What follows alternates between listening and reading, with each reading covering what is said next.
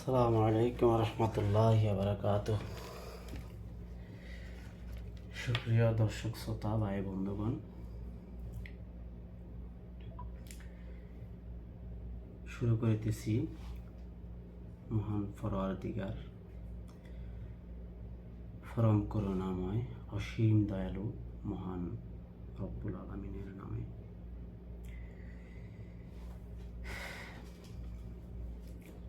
সকল প্রকার সমস্ত রকমের যত কৃতজ্ঞতা এবং শুকরিয়া আছে আমি আমার সৃষ্টিকর্তার শানে জ্ঞাপন করছি। তো বিষয় হচ্ছে, আমি অত্যন্ত দুঃখ ভারাক্রান্ত হৃদয় নিয়ে আপনাদের সামনে হাজির হয়েছি। তো বিষয়গুলো হচ্ছে, আমাদের বাংলাদেশ অত্যন্ত সংকটময় মুহূর্ত অতিক্রম করতেছে। এই সংকটময় মুহূর্তে আমাদের দেশের নাগরিক হিসেবে, যেহেতু আমরা মুসলিম সংখ্যাগরিষ্ঠ দেশ, তো যেহেতু দেশপ্রেম ইমানের অঙ্গ, আমাদের সর্বকালের শ্রেষ্ঠ মানুষ, সর্বকালের শ্রেষ্ঠ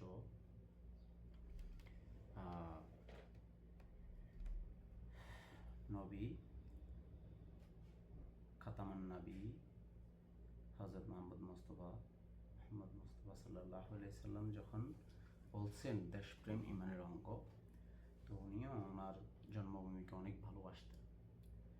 তো আমরা দেশের নাগরিক হিসেবে একজন সুনাগরিকের কিছু বৈশিষ্ট্য আছে: বুদ্ধিমত্তা, আত্মসংযম, বিবেক। তো আমরা আমাদের বুদ্ধিমত্তা, আত্মসংযম, বিবেককে আমরা কাজে লাগিয়ে আমাদের দেশের জন্য এই একটা সুযোগ পাইছি কিছু করার জন্য, কিছু বলার জন্য। তো আমি অত্যন্ত নগণ্য, কিছুই জানি না।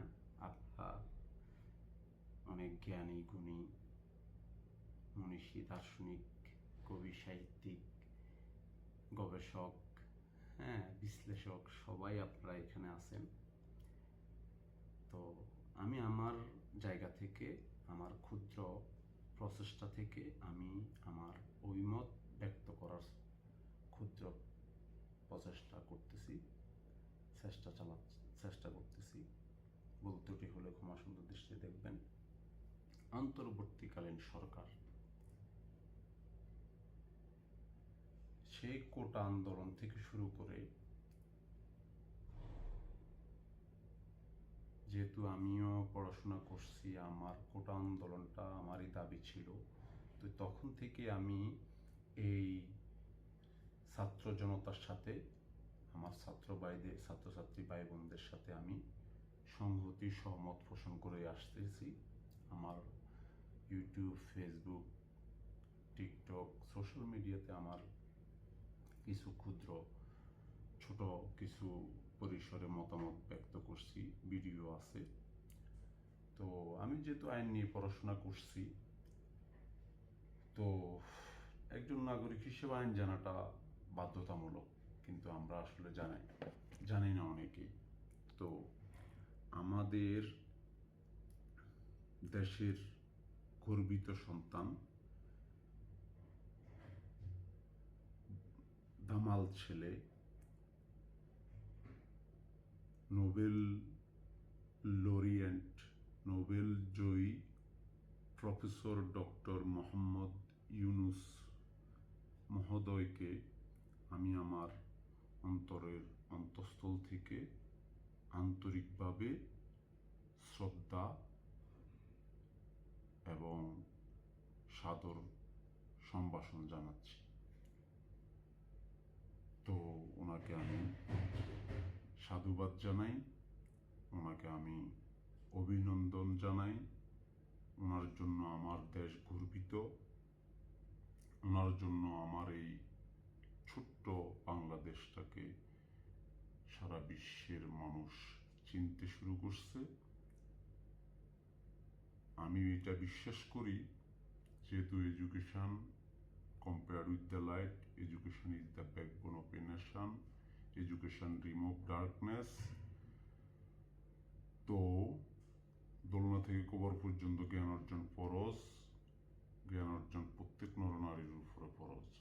তো সেজন্য একজন শিক্ষিত প্রতিভাবান জ্ঞানী মানুষের হাতে দেশ কখনো বিপথে যাইতে পারে না, দেশ কখনো ক্ষতিগ্রস্ত হতে পারে না। আমি বিশ্বাস করি ওনার হাতে দেশ নিরাপদ। ক্ষমতা, রিজিক এগুলাও উপরওয়ালা থেকে নির্ধারিত। হয়তো আল্লাহ আমাদের ভাগ্য পরিবর্তন করবেন, আমাদের দেশটাকে জুলুম থেকে, ক্ষুধা, দারিদ্র এবং বেকার মুক্ত, দুর্নীতি মুক্ত, তরতাজা একটা সোনার বাংলা উপহার দিবেন, ওই পথে ধাবিত করবেন, পথ দেখাবেন। সেজন্য আমাদের কান্ডারি হিসেবে, আমাদের নেতা হিসেবে, আমাদের গাইডিয়ান হিসেবে, আমাদের পথ প্রদর্শক হিসেবে প্রফেসর ডক্টর মোহাম্মদ ইউনূস স্যারকে আমাদের জন্য প্রেরণ করছেন।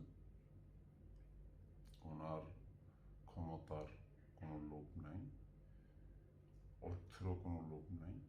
উনি যে কথাগুলো বলছেন, এই শেষ বয়সে এসে উনি কোনো রকমের সোল সাতুরি চলনার আশ্রয় নিচ্ছে বলে আমার মনে হয় না। তো যেহেতু সেই কোটা আন্দোলন থেকে গণ অভ্যুত্থান পর্যন্ত ৩৬ জুলাই বলেন ৫ই আগস্ট পর্যন্ত আমি আমার ছাত্রী ভাই বোন তথা ছাত্র জনতার সাথে ছিলাম, আছি, থাকবো ইনশাল্লাহ। তো যেহেতু ছাত্র জনতার ম্যান্ডেট নিয়ে আমাদের নোবেল লরিয়ান প্রফেসর ইউনূস আসছে, বসছে অন্তর্বর্তীকালীন সরকারের প্রধান উপদেষ্টা হিসেবে। তো আমি এটা বুঝতে পারতেছি, অনুধাবন করতেছি যে ছাত্র জনতা কিন্তু এখনো নির্বাচন চাচ্ছে না, কারণ নির্বাচন দেওয়ার মতো এখনো উপযোগী হয় নাই পরিবেশ পরিস্থিতি, দেশ। তো যেহেতু এখনো উপযোগী হয় নাই,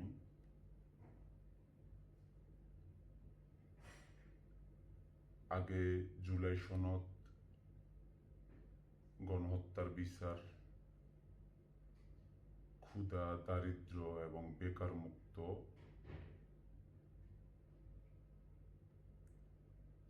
অন্যতম উল্লেখযোগ্য দুর্নীতি মুক্ত একটা তরতাজা সোনার বাংলা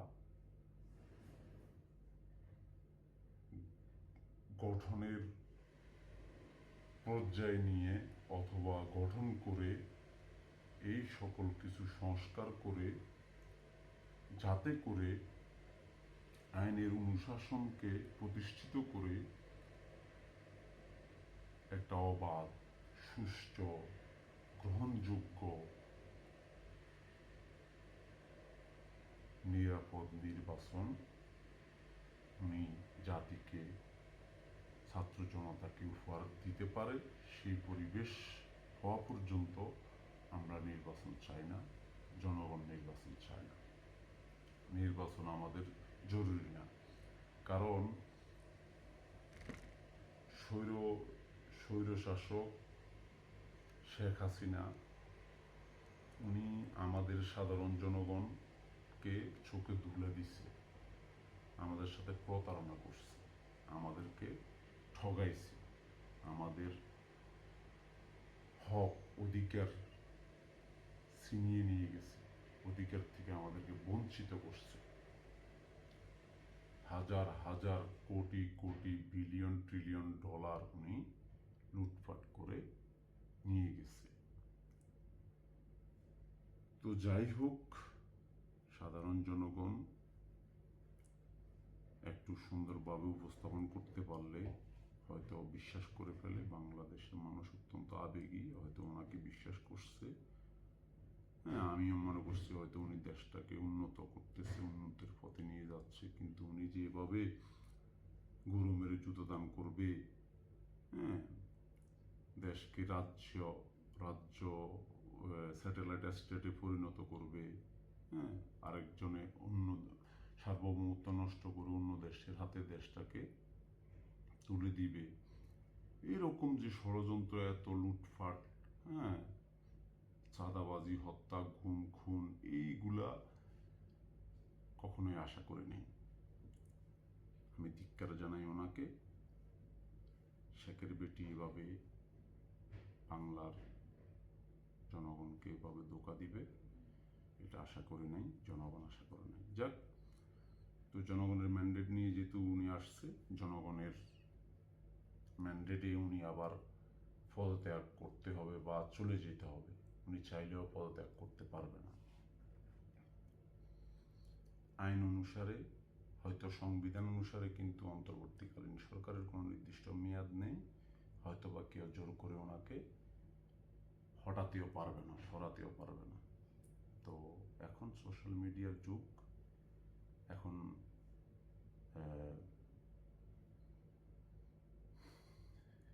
ওই মার্কস লেনিনের যুগ ছিল না, এখন ইউনুসের যুগ। এখন সামাজিক বিজনেসের যুগ। তো সুতরাং আমাদের ডক্টর ইউনুস সারা পৃথিবীতে যারা নোবেল পাইছে তাদের সবাই থেকে আলাদা, কারণ উনি তত্ত্ব দিয়ে, তত্ত্ব প্রয়োগ করে দেখাইছে 3-0, 3-0, zero poverty, zero unemployment, zero carbon নিঃসরণ। তো এই তিনটা যখন জিরো হয়ে যাবে, সারা পৃথিবী এটাকে যদি ফলো করতে পারে, আমাদের দেশের সন্তান, আমাদের আমাদের দেশের মেধা, আমাদের দেশের তত্ত্ব, হ্যাঁ, আমাদের দেশের অর্থনীতিবিদ উনি, তো ওনাকে আমরা কেন মূল্যায়ন করবো না? যে দেশে গুণী লোকের কদর করা হয় না, সে দেশে গুণী লোকের জন্ম হয় না। ওই রকমই আমাদের দেশে হাজার হাজার লক্ষ লক্ষ মেধা, প্রতিভা আনাচে কানাচে দেশের স্তরে তরে, পরতে পরতে, অজপড়া গায়ে এভাবে ঝরে যায়, এভাবে বিদেশিরা কিনে নিয়ে যায়, হয়তোবা তার আপনজনেরা তাকে গলা টিপে হত্যা করে প্রতিভাকে। এটা আমি জানি, দেখছি। তো আমরা সে জাতি, আমরা বাঙালি জাতি, ভালো কিছুতে আমাদের হয়তো অ্যালার্জি, আমরা যোগ্য লোককে যোগ্য স্থানে দিতেও পারি না, যোগ্য সম্মানও দিতে পারি না, ওনাকে আমরা মূল্যায়নও করি না সঠিকভাবে। অনেকে জানেও না ওনার যোগ্যতা, ওনার প্রতিভা, মেধা সম্পর্কে। যাক, এখন হয়তো জানতেছে। তো এখন আমাদের আর সময় নেই। এবার যদি পরিবর্তন না হয় দেশ, এবার যদি দেশ পরিবর্তন না হয়, আর কখনো হবে না। তো এই সুযোগটুকুকে আমরা কাজে লাগাই। আমাদের প্রধান উপদেষ্টা মহোদয় বলছে, আমাদের যা কিছু আছে এই সুযোগে আমি দেশের জন্য যা পারি সর্বোচ্চ দিয়ে আমি চেষ্টা করব। তো আমরা সবাই সবার জায়গা থেকে যদি চেষ্টা করি, অবশ্যই অবশ্যই আমাদের দেশ পরিবর্তন হবে। আমরা বাইরে, আমি একজন হতভাগা, কপাল পড়া প্রবাসী, পড়াশোনা করে বিশ্ববিদ্যালয়ের গণ্ডি ফেরিয়ে আইন বিভাগে পড়েও আমি আজকে প্রবাস যাপন করতেছি, টাকা দিয়ে জেলখানা কিনছি, তো আরেকজনের গোলামি করতেছি, অন্য দেশের জন্য কাজ করতেছি। আমি যে শ্রম, মেধা, প্রতিভাটাকে যদি আমি আমার দেশে কাজে লাগাইতাম, তাহলে আমার দেশ উপকৃত হইত। তো আমাদের এরকম অসংখ্য মেধা, সহস্র মেধা, প্রতিভা এভাবে প্রবাস জীবনে ধুকে ধুকে মরে যাচ্ছে। তো আমাদের ইউনুস স্যার, উনি যেরকম যোগ্য ব্যক্তি, উনি রতনে রতন ছিলেন। উনি কিছু মেধাকে আহ্বান করছে, ডাক দিচ্ছে, যেমন আশিক চৌধুরী, পিটার চেয়ারম্যান, এরকম অনেককে ডাকছে। তো আমি বিশ্বাস করি যে এই সময় আমাদের মেধাবী প্রবাসী যত ভাই বোন আছেন, আপনারা যে যেখান থেকে পারেন, যে যে অবস্থায় আছেন, যা কিছু আছে তা নিয়ে এই দেশের এই ক্লান্তি লগনে সংকটময় মুহূর্তে ঝাঁপিয়ে পড়েন, দেশের জন্য কাজ করেন যেভাবে পারেন, কথা দিয়ে, মত প্রকাশ করে, অর্থ দিয়ে, শর্ত দিয়ে, যেভাবে পারেন দেশের জন্য কাজ করেন, প্রতিবাদ করে যেভাবে পারেন। কোথাও দুর্নীতি, চাঁদাবাজ মাথা ছাড়া দিয়ে যাতে উঠতে না পারে, দেশটাকে বাঁচান। সকল দেশের রানী সেজে আমার জন্মভূমি, আমাদের যে সকল কবি সাহিত্যিকরা আছেন, দার্শনিকরা ছিলেন, পণ্ডিত ব্যক্তিগণ ছিলেন, তারা কিন্তু আমাদের দেশ সম্পর্কে যে প্রশংসা, যে সার্টিফিকেট, যে তকমা দিয়ে গেছেন, এগুলা কিন্তু একেবারেই ফাও না, একেবারে তুচ্ছ ফেলে দেওয়ার মতো না। এগুলা অনেক ইম্পর্টেন্ট, এগুলাকে অবশ্যই ভেবেচিন্তে বিবেচনা করা উচিত আমাদের। তো তো আমার দেশ সকল দেশের রানী হতে পারে, যেহেতু অলরেডি আমাদের ডক্টর ইউনূস স্যার বলে ফেলছে, আমরা হচ্ছি এই যে 7 সিস্টারের সমুদ্রের গাইডিয়ান। তারপরে এখন আবার দেখা যাচ্ছে যে আরও কয়েকটা আছে, নেপাল, ভুটান, মালদ্বীপ, এদেরও যদি সমুদ্রে যাইতে হয় তো আমাদেরকে প্রয়োজন। ওরাও লাভবান হবে, আমরাও লাভবান হব। আমরা আমাদের যে সম্পদ আছে, যে মেধা, প্রতিভা, খনিজ সম্পদ যা কিছু আছে, এগুলো আমরা ব্যবহার করাও জানি না, আমরা এগুলাকে পরিচালনা করাও জানি না।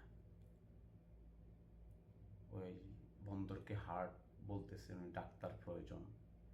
তো হার্টের চিকিৎসা করতে হলে, হৃৎপিণ্ড চিকিৎসা করতে হলে উন্নত মানের ডাক্তার প্রয়োজন। সিঙ্গাপুর, ব্যাংকক যায় না মানুষ, তো বিদেশির হাতে দিচ্ছে না, এটা লিজ দিচ্ছে, কন্ট্রাক্ট দিচ্ছে। ওরা আমাদেরকে শিখেই যাবে যে কীভাবে বন্দর পরিচালনা করতে হয়। ভ্রান্তি, গুজব ছড়ানোর কোনো সুযোগ নাই। সিন্ডিকেট ভেঙে ফেলেন, দয়া করে দেশটাকে এভাবে শেষ করে দিয়েন না। জবাব দিতে পারবেন না, সৃষ্টিকর্তার কাছেও পারবেন না, পরবর্তী প্রজন্মের কাছেও জবাব দিতে পারবেন না। আপনাদের জবাব দেওয়ার কিছু থাকবে না। সিন্ডিকেট জিনিসটা খুবই খারাপ। আমি ছোটোখাটো অনেক সিন্ডিকেটের মুখোমুখি হয়েছি। তো আমি মানুষের মঙ্গল হোক, সবাই সবার রিজিক এর সন্ধানে কষ্ট পরিশ্রম করতেছে, সবাই সুন্দর শান্তিপূর্ণভাবে ইনকাম করুক, কাজ করুক দেশের জন্য, সমাজের জন্য, পরিবারের জন্য। সেটার জন্য উপযুক্ত পরিবেশ গঠন করে দেওয়া, এটা আমাদের মানুষ হিসাবে, মুসলমান হিসাবে অতীব জরুরি দায়িত্ব এবং কর্তব্য। তো মানবিক দিক বিবেচনা করে আপনাদের প্রতি আমার আকুল আবেদন, আমার প্রাণের প্রিয় প্রবাসী ভাই বোনদের প্রতি এবং আমার সুপ্রিয় দর্শক শ্রোতা ভাই বোনদের প্রতি আমার আকুল আবেদন, দয়া করে আপনারা রুখে দাঁড়ান, জেগে ওঠেন। এখন আমার আইডল, আমার প্রাণের প্রিয় জাগ্রত কবি মনির খান, তার কবিতার মাধ্যমে, তার সঙ্গীতের মাধ্যমে, গজলের মাধ্যমে যে শাহজাহান রক্ত হিম করা গায়ে কাটা দেওয়ার মতো সবকে আগুন লাগার মতো যে প্রতিবাদী জাগ্রত বলিষ্ঠ যে বাণীগুলা বলে গেছেন, গিয়ে গেছেন, সেগুলো আমাদেরকে লালন করা উচিত, লালন করে। তো জেগে উঠতে হবে আমাদেরকে। আমার দেশ, এটা বাংলাদেশ, এটা কোনো ইরাক নয়, সিকিম নয়, ভুটান নয়, এটা ফিলিস্তিন হয়ে যাবে, পাকিস্তান হয়ে যাবে, ভারতের কানাডা হয়ে যাবে, সুযোগ নেই। মুসলিম সমাজে সোনার সাইকেল কোনো আবার তত্ত্ব দিয়ে একটি কোনো পাস, একটি কোনো পাস, পৃথিবীতে কোনো তো আমি বাংলাদেশ সবাই করি, আগ্রহ করি যে তাদের সঙ্গে আমাদের সংবিধান, আমাদের কনস্টিটিউশন প্রতিষ্ঠা করতে হবে, সংশোধন করতে হবে, সংস্কার করতে হবে, কোনো পাস নাই, কোনো সিস্টেম নাই, সংবিধান নাই, কোনো সরকার কিছু এটা রাস্তা, কোনো বাক্য না, আসিস নাই, কোনো সিনসি, এটা কোনো এটা কোনো চিকিৎসা না,